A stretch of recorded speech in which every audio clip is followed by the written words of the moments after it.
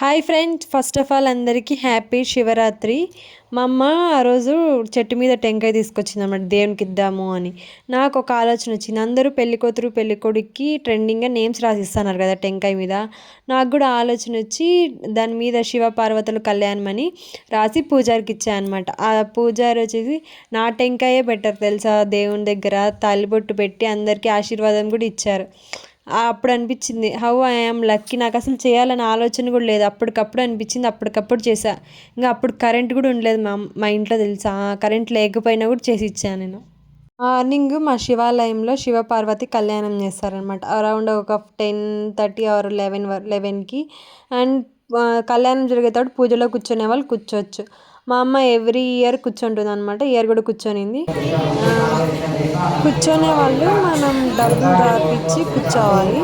మనకి బెనిఫిట్స్ ఏమంటే మనకి స్పెషల్లీ ఏదైనా గిఫ్ట్ ఇస్తారు, ప్రసాదం వస్తుంది, ఏమన్నా వస్త్రాభరణాలు ఇస్తారు. పోయిన ఇయర్ కాక పోయిన ఇయర్ అనుకుంటా శివలింగం ఇచ్చిర్రు చిన్నది, భలే ఉండే ఆ శివలింగం. శివరాత్రి రోజైతే అస్సలు నేను ఏం తినలేదు తెలుసా. పూజ అయిపోయే వరకు వాటర్ కూడా తాగలే. పూజ అయిపోయినిచ్చి స్వామి ఇచ్చిన ఒక ప్రసాదం పానకం తాగా.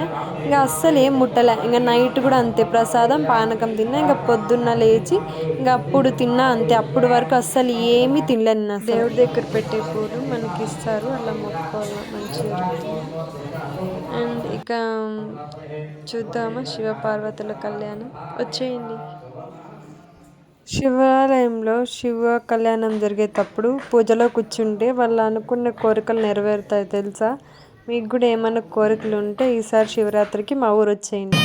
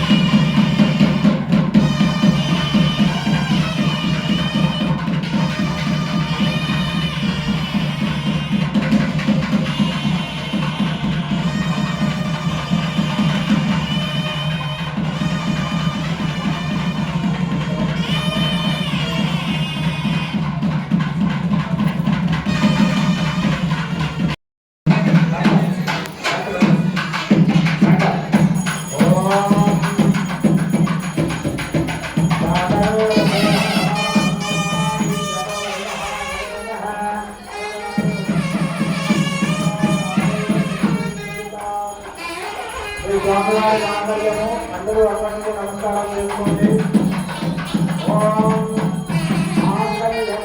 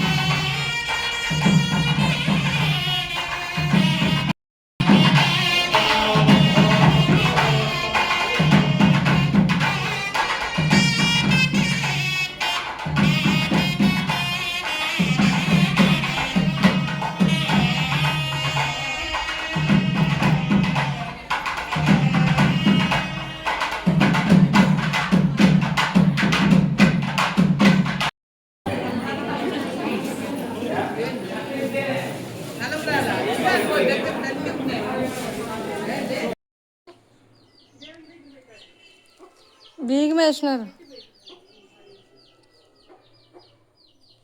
బీగం వేసినారు చూడండి